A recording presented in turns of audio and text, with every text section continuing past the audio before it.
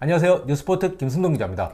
안녕하세요. 최혜원 변호사입니다. 보험 전문 변호사이신 최혜원 변호사님 모시고 말씀을 나눠보도록 하겠습니다. 오늘의 주제는 옛날부터 굉장히 뜨거운 상품입니다. 종신보험과 관련해서 얘기를 나눠볼 건데요. 종신보험 정말 많은 분들이 저축성으로 알고 가입을 하십니다. 저축성으로 알고 가입한 종신보험 문제 변호사님과 얘기를 한번 나눠보도록 하겠습니다. 문제가 굉장히 많다고 했는데 보장성 보험의 대표 상품이 이 종신보험을 저축성 보험으로 알고 가입한 사람들이 그렇게 많다면서요. 대표적인 불안전 판매가 종신보험을 저축성으로 알고 있는 거. 특히 이제 종신보험 같은 경우는 사회 초년생들이 처음 월급을 타면 목돈 마련을 하겠다고 하지 않습니까? 네. 뭐 집을 산다든지 자동차를 산다든지 뭐 이런저런 이유로. 재무설계사들이 이제 그런 분한테 연락이 와요. 보통 이렇게 얘기를 해요. 나는 목돈을 마련할 거다. 그러면 재무설계사들이 저축성이다, 보장성이다 이런 거를 떠나서 약간 이상하게 얘기를 해요. 아, 지금 뭐 연금리 뭐 6%에 좋은 상품이 있다. 복리다. 계속 복리 얘기를 해요. 우리는 복리다 그러면은 일반인의 시각에서 이건 저축이라고 딱 오해를 하기 좋지 않습니까? 그런 식으로 해가지고 실제 저축은 단인데요. 예.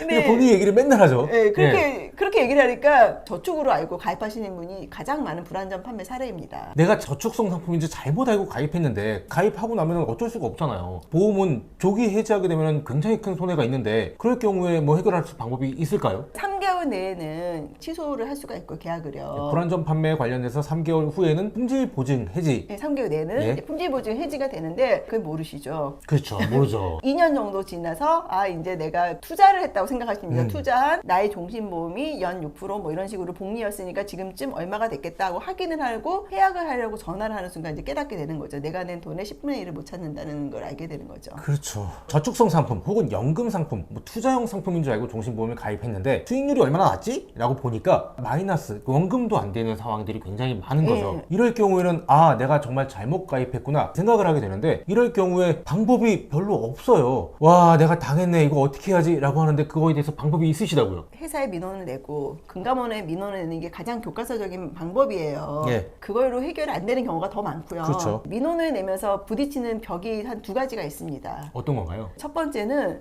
상품 설명서에 내가 서명을 했다는 거죠. 자폐 설명했다는 거 말씀하신 거죠? 보험사에서는 항상 이럽니다. 진짜 안타깝지만 고객님께서는 상품 설명서를 읽으시고 직접 자필 서명하셨습니다. 저희가 다 설명한 걸 이해했던 취지이기 때문에 고객님 민원을 받아들일 수가 없습니다. 이게 첫 번째고요. 두 번째는 저희가 전화로 물어서 녹취가 됐습니다. 고객님께서는 다 이해를 하셨다고 대답을 하셨습니다. 소위 말하는 해피콜. 아 해피콜로 전부 다 이제 가입하고 나서 해피콜이 오는데 거기에 다 긍정적인 보험사가 원하는 대답을 한 거죠. 네, 해서 그 두 개를 보험사가 이 민원인한테 제시를 하면 민원인이 좌절을 하고 자책을 하시더라고요. 많은 분들이 그러실 것 같습니다. 그래서 소송을 많이 포기를 하십니다. 그런데 소송에서 자필 서명을 했어도 그 다음에 해피콜을 했어도 이길 수 있는 가능성도 있다고요. 물론 모두 다 이긴다 이렇게는 말씀드릴 수 없는데요. 가장 좋은 거는 설계사가 잘못 설명을 했다는 입증 자료, 대표적인 게 녹취죠. 요즘에는 또 이메일로 주고받거나 카톡 같은 거로 문자가 남아 있으면 그거 그러네요. 자체 그게 이제 증거가 되고요. 또 일부 설계사들은 SNS를 합니다. 근데 SNS에 이제 목돈 마련에 필요한 뭐 이러면서 보험 그렇죠. 그런 경우가 있어요. 이제 그걸 캡처를 해놓고 해피콜이가 상품 설명서에 내가 서명한 것 때문에 내가 소송을 못 가지 않냐 이렇게 걱정을 하시는데 해피콜은 기본적으로 내가 계약 체결 후에 한 겁니다. 계약 체결 당시의 기준이 아니고요.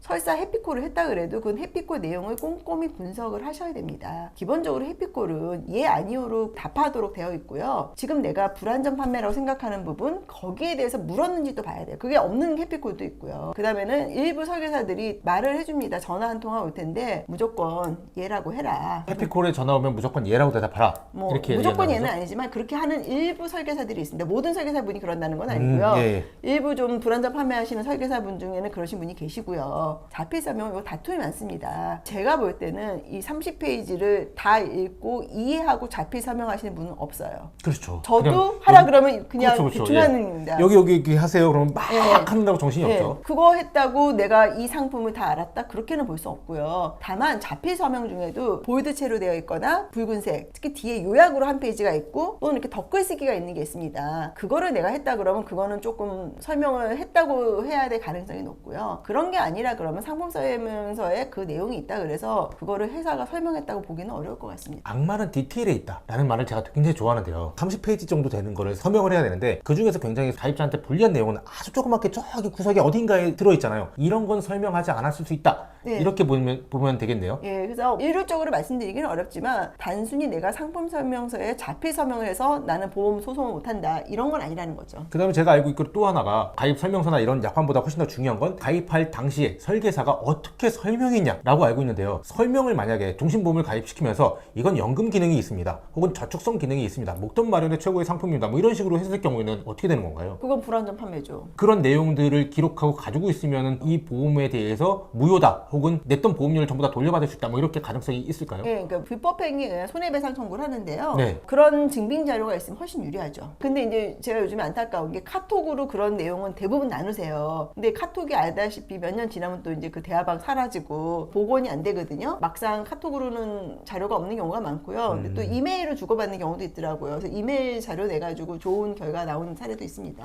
그렇게 되면은 설계사분도 완전 판매를 위해서 조금 더 노력한다 이렇게 볼 수도 네. 있겠네요. 오해는 없으셨으면 좋겠는 게 모든 설계사가 이런다는 건 아니고요. 그렇죠. 근데 예. 그런 분들이 계시니까요. 또 하나 안타까운 게 특히 이제 사회 초년생들은 뭐 이분들한테는 많은 금액이지만 뭐 결과적으로 뭐 2천, 1000, 뭐 1000에서 2000 사이 손해가 많이 나거든요. 그렇죠. 1, 2년 있으면. 그럼 이거를 어쩌지를 못해요. 변호사 비용이 또 많이 드니까 변호사한테 맡기기도 힘들고 그렇죠. 결국 이제 울면서 손해를 보는 경우가 너무 많아요. 제가 전화 받은 거는 23살짜리 대학생한테 전화를 받은 적이 한 번 있었어요. 네. 정말 제 실사례입니다. 3년 전쯤에 선배가 와서 아르바이트 하는데 이게 정말 목돈 마련에 좋다라고 하면서 제가 보니까 종신보험이더라고요. 가입을 했다. 근데 지금 2, 3년쯤 지나서 확인해 보니까 납입한 돈이 600만 원이 넘는데 제가 받을 수 있는 건 100만 원도 안 된다. 이거 어떻게 해야 되냐라고 저한테 물어본 적이 있었어요. 그래서 제가 어떻게 말씀드렸냐면요. 그냥 여자친구하고 계약하고 놀러 가세요. 100만 원 받고 마세요. 23살짜리 당신은 종신보험이 아직은 필요 없습니다. 납입할 게 훨씬 더 많거든요. 잘못해서 상품에 가입했으니 그냥 잊어버려라고 저는 조언을 해버렸어요. 이런 비슷한 사례가 있고 혹은 변호사님께서는 의뢰가 들어와서 다툼이 있은 다음에 납입했던 보험료를 전부 다 받아주신 적이 있으신가요? 지금 제가 하고 있어서 말씀드리기가 좀 힘들고요. 아, 소송은 하고 있고 민원 같은 경우 도와드린 적이 있어요. 어떤 건가요? 변호사는 민원을 도와드릴 수가 있거든요. 민원을 해가지고 유리한 사례를 해가지고 원하는 결과 얻으신 적은 있죠. 그럼 납입했던 보험료를 전액 돌려드린 건가요? 예. 또 하나 궁금한 게 그렇게 될 경우에는 이자 같은 게 나오나요? 협의하기 나름인데 보통 이런 경우에는 이자 제시 안 하고 원금만 찾아주셔도 계약자들이 불만이 없으십니다.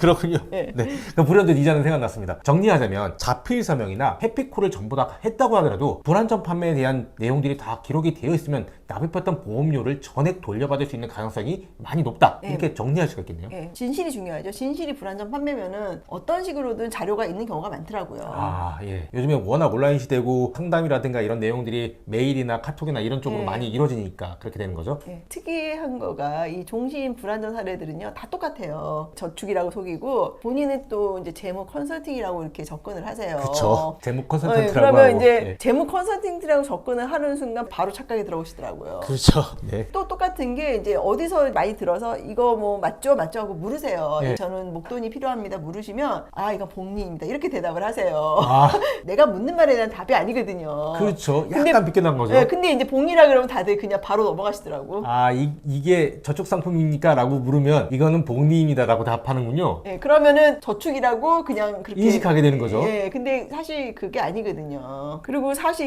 20대를 상대로 종신보험 가입한다는 게 사실은 되게 코미디거든요. 네, 맞아요. 저는 그래서 아까 그 사례도 예, 말씀드렸지만 23살짜리 결혼도 안 하고 이제 아르바이트 하고 있는 대학생이 종신보험을 가입했다. 좀 너무 황당했었어요. 제가 이게 만약에 소송을 간다면 그것도 중요 포인트가 될 것 같아요. 23살을 대상으로 종신을 가입하고 그거를 심사를 했을 거 아니에요, 보험사에서. 그렇죠. 보험사에서 한 번은 스크리닝을 했어야지 23살이 진짜 종신보험이 필요했었느냐. 네. 보험사는 알거든요. 이거 어떻게 가입된 건지 안 봐도 알아요, 전문가들이라. 그 보험사가 그런 걸 안 하잖아요. 좀 안타까워요. 제가 이제 한 사례들 중에 어떻게 이런 게 스크리닝이 안 되는 이런 사례들이 있어요. 네. 이게 종신은 아니고 변액인데 월 500을 내는데 특약이 없어요, 하나도. 변액 종신이에요. 근데 이 사람은 미혼이야. 네. 수익자가 엄마야. 말이 된다고 생각하세요? 2000년 초반에 우리가 굉장히 많이 알고 있는 광고 내용을 보면 가족을 사랑하십니까? 종신보험이 있습니다. 이런 쪽으로 네. 얘기했잖아요. 그래서 배우자나 아이들에게 네. 가장이 사망했을 때 그들이 잘 살 수 있도록 보장해주는 게 종신보험이다. 이렇게 배웠었거든요. 근데 자녀가 없는 미혼인 분이 엄마가 수익자로 네. 가입한 건 말이 안 되는 거죠. 그러면 특약이라도 있어야 되잖아요. 근데 특약도 없어요. 제가 놀란 게 그럼 그렇게 가입시킨 설계사는 나쁜 사람인데 네. 보험사 딱 보면 이거는 불안전 판매라는 거는 그냥 보는 순간 아는 상품이잖아요. 예. 그냥 그렇게 넘어가더라고요. 그래서 제가 좀 충격을 받았어요. 그래서 제가 몇 번 해봤어요. 내 눈을 의심한 거죠. 네. 이거를 보험사에서 심사를 해줬다는 것도. 그렇죠. 예. 근데 그런 사례가 있더라고요.